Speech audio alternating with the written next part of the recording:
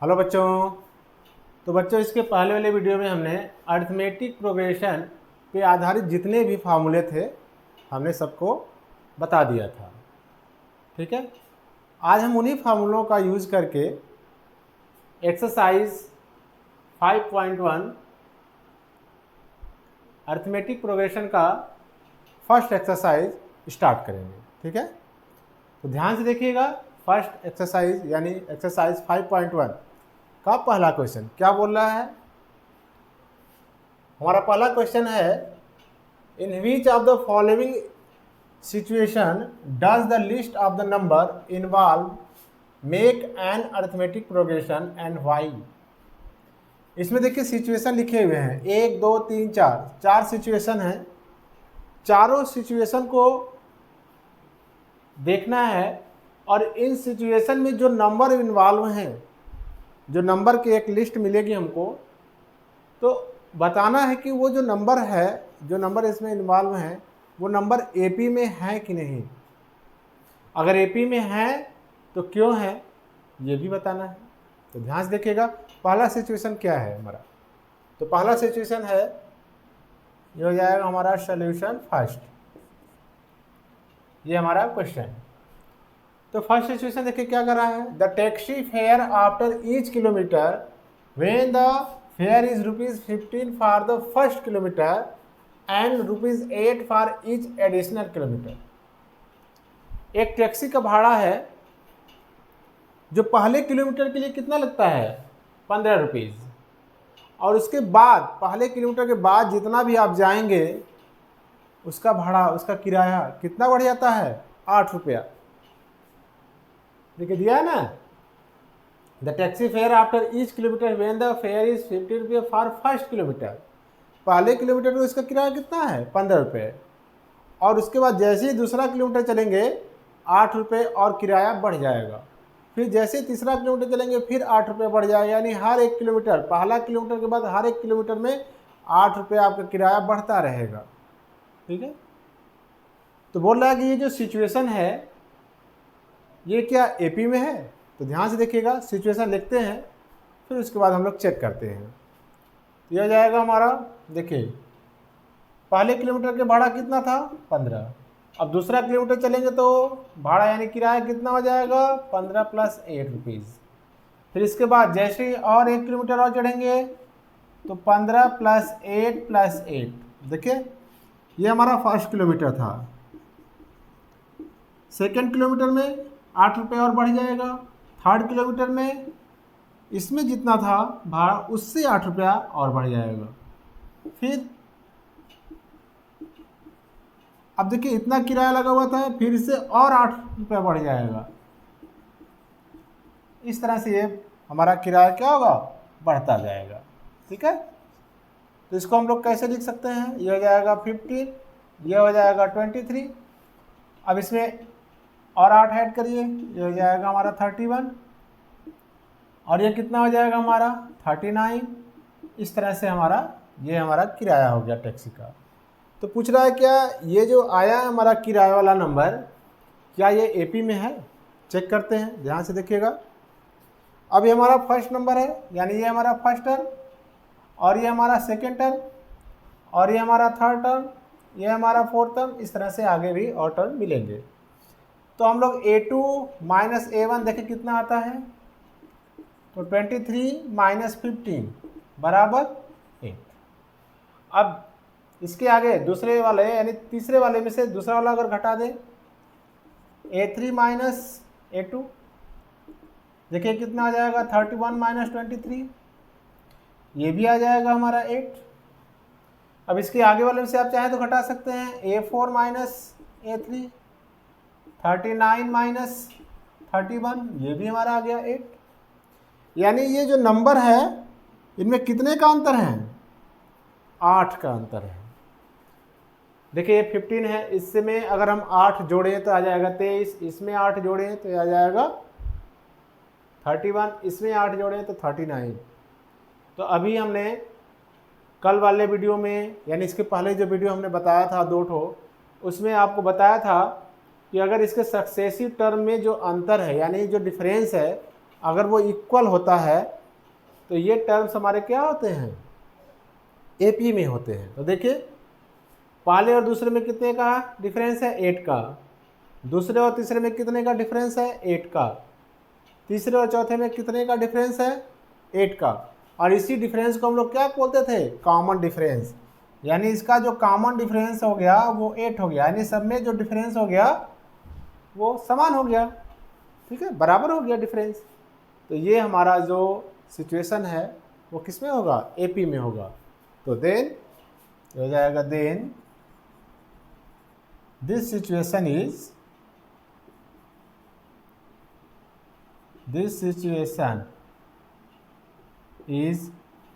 N AP. ये जो हमारा सिचुएशन है वो किस में हो जाएगा, एपी में हो जाएगा, ठीक है। ये आपको समझ में आया होगा। अब हम लोग देखते हैं दूसरा वाला सिचुएशन, इसको मिटाते हैं फिर देखते हैं दूसरा वाला क्वेश्चन क्या बोल रहा है। तो ध्यान से देखिएगा।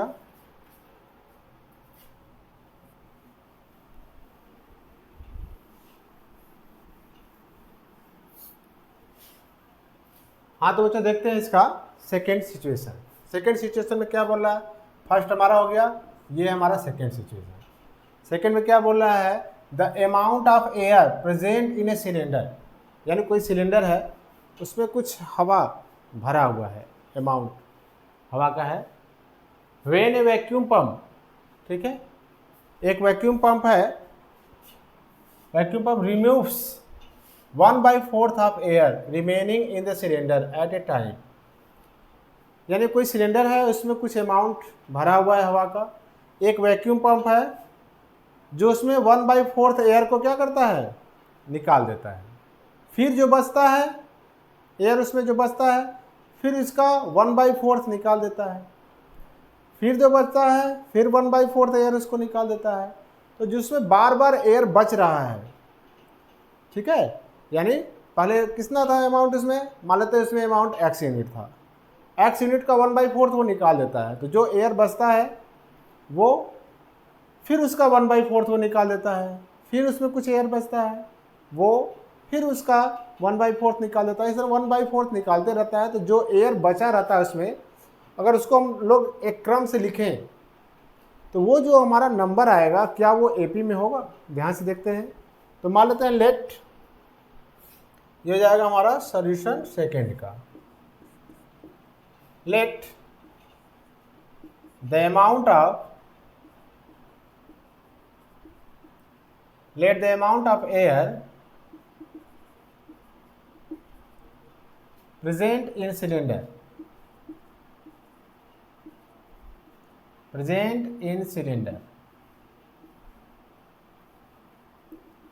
equal to x यूनिट का मतलब मान लेते हैं x लीटर भी हो सकता है, x किलो भी हो सकता है, जो भी उसका यूनिट हो। अब देखिए फर्स्ट सिचुएशन में कितना था, x यूनिट। अब 1/4 उसका निकल गया। तो सेकेंड टर्म हमारा क्या हो जाएगा, सेकेंड टर्म हो जाएगा x माइनस x/4। ये बचेगा हमारा 4x माइनस x/4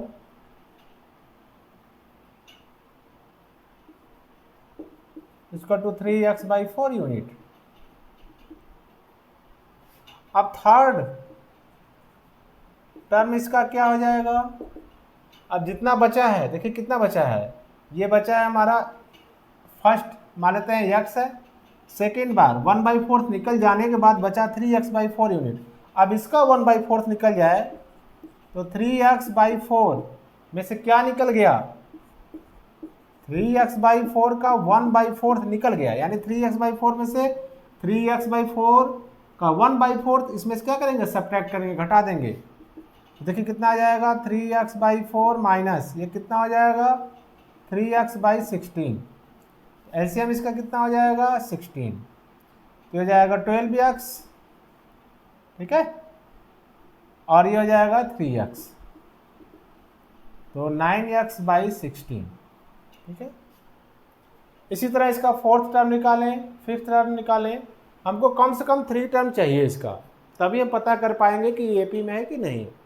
कम से कम कितने टर्म चाहिए इसका, 3 टर्म, तो 3 टर्म हमने निकाल लिया है।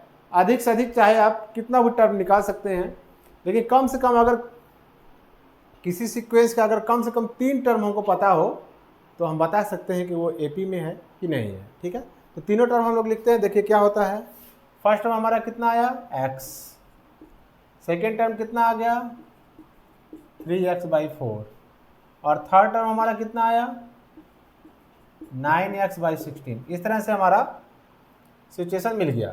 तो नंबर्स जो हमको मिले x, 3x/4, 9x/16, इस तरह से। अभी हमारा क्या है, ये हमारा फर्स्ट टर्म है, ये क्या है, ये सेकेंड टर्म है, और ये कौन सा है, ये थर्ड टर्म है, इसी तरह फोर्थ टर्म। अब चेक करते हैं। तो चेक करने के लिए हम लोग क्या करेंगे, सेकेंड में से फर्स्ट को माइनस करिए। अब देखिए a2 - a1 कितना आता है, ये हो जाएगा 3x/4 माइनस x, ये कितना आ जाएगा 3x - 4x/4, ये आ गया -x/4, कितना आया -x/4। अब हम लोग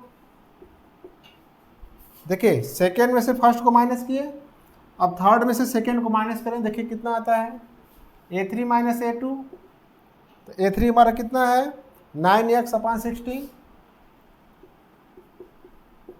माइनस कितना हो जाएगा 3x/4, इसका एलसीएम हो जाएगा 16, और ये कितना हो जाएगा हमारा 9x माइनस 12x, बचा कितना 3x/16। अब देखिए 9x में ये 12x माइनस में, तो ये माइनस, ठीक है, ये कितना हो गया। अब देखिए a3 सॉरी, अभी देखिए दोनों इक्वल है कि नहीं, ये हमारा कितना आया -3x/16, और ये कितना हो गया -x/4, तो ये हो जाएगा a2 - a1 और a3 - a2। क्या ये दोनों इक्वल है, नहीं इक्वल है, ये दोनों इक्वल नहीं है, यानी इनमें जो अंतर है, इनमें जो अंतर है वो अलग अलग है, बराबर अंतर पे नहीं है। ये हर एक टर्म का जो डिफरेंस है वो अलग अलग मिल रहा है हमको, इसमें कुछ और डिफरेंस है, इसमें कुछ और डिफरेंस है, तो डिफरेंस अलग अलग मिल रहा है सक्सेसिव टर्म का। लगातार जो टर्म हमको मिल रहे हैं उनमें डिफरेंस क्या है, अलग अलग है, तो ये हमारा एपी में नहीं है। तो जाएगा the situation is not in an AP, so it is not in AP, तो ये एपी में नहीं होंगे। अगर a2 - a1, a3 - a2 ये इक्वल हो जाते, बराबर हो जाते, तो ये क्या होते एपी में होते, और ये किसके इक्वल होते, कॉमन डिफरेंस के। तभी हम लोग कॉमन डिफरेंस की बात आगे करेंगे। फिलहाल आप देखते हैं कि अगर हर एक टर्म में जो सक्सेसिव टर्म है उन पे जो अंतर है वो अगर इक्वल आ जाए, उसी को हम लोग कॉमन डिफरेंस भी कहते हैं। अगर इक्वल हो तो ये जो हमारे टर्म्स हैं वो किस में होंगे, वो एपी में होंगे। तो ये जो सिचुएशन है सेकेंड सिचुएशन, ये एपी में नहीं है। ठीक है, अब चलते हैं क्वेश्चन नंबर थर्ड पे। तो देखते हैं थर्ड, इसको मिटाते हैं फिर चलते हैं थर्ड पे।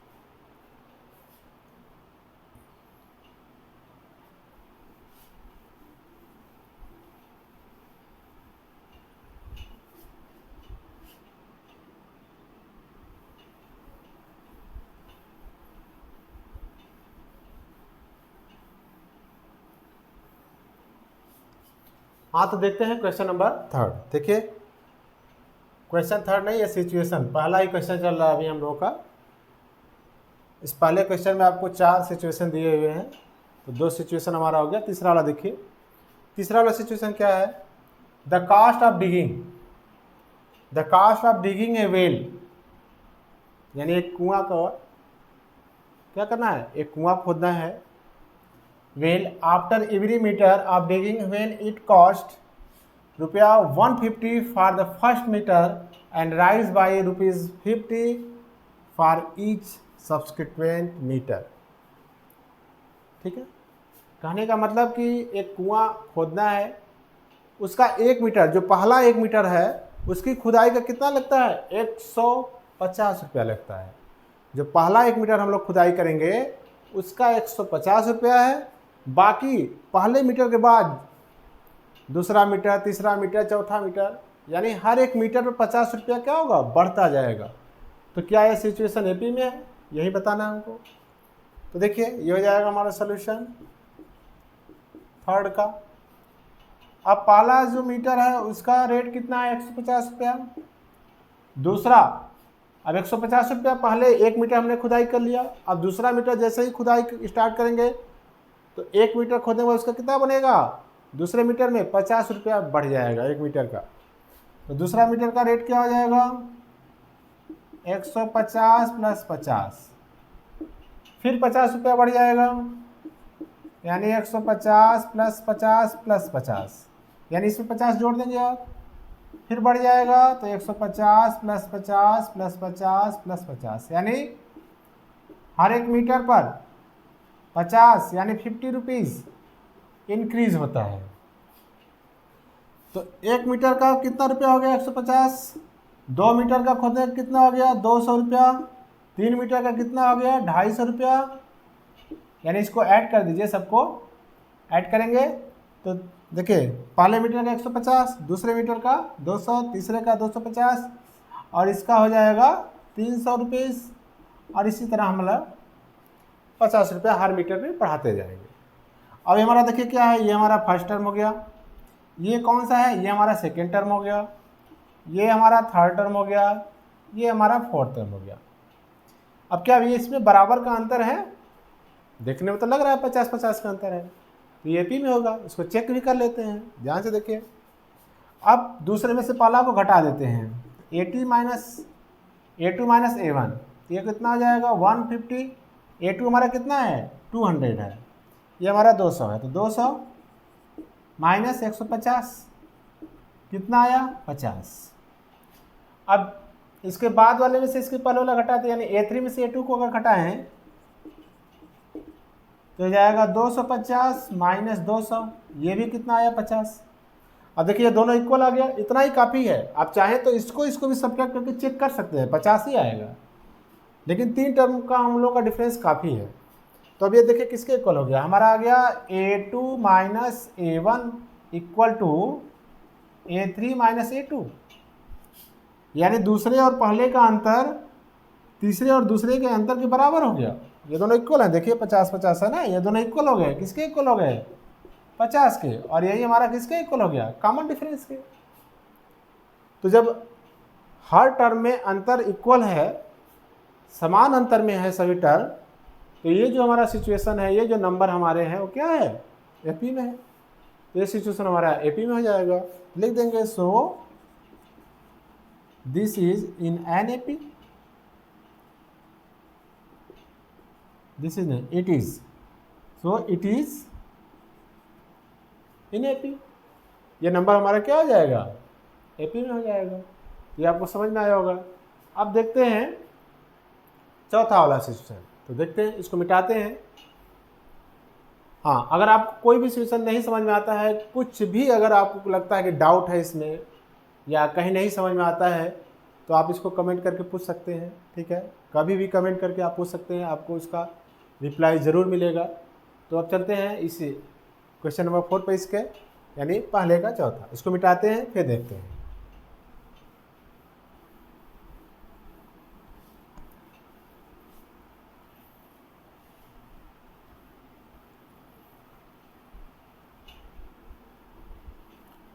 हाँ, तो इसका 4 वाला सिचुएशन देखिए, इसमें क्या बोल रहा है, the amount of money in the account every year when rupees 10,000 is deposit eight compound interest eight 8% per annum, ठीक है।